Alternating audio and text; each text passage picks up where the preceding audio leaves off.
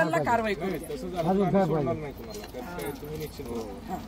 की साहेब आम्हाला मारू नका, चुकलो गाडी त्या गाडीत काय तुम्हाला सापडन ते साहेबासमोर त्यांना हे पण सांगितलंय की तुम्हाला जर गाडी दिसली तर पोलिसांना सांगा, आम्ही कारवाई करू.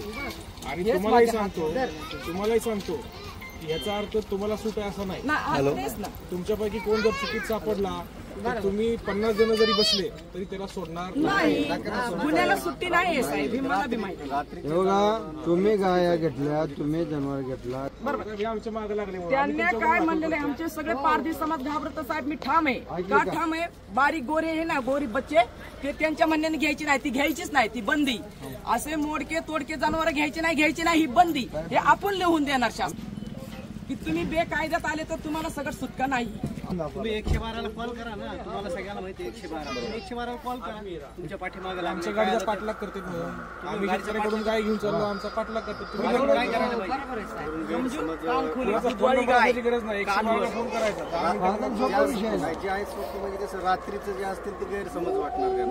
रात्रीचं वाहतूक करते म्हणते गाय कमीत कमी आमच्याकडे महिना 15 दिवस 20 दिवस राहते. आमच्या घरी येऊन बघा, आम्ही 50-50 हजार रुपयाची वैरण घेतोय साहेब त्यांना खाणे खाण्यासाठी. तुम्ही आमच्याकडे येऊन राहून टाका. 50 हजार रुपयाची वैरण घेतोय साहेब. कशासाठी घेतो आम्ही?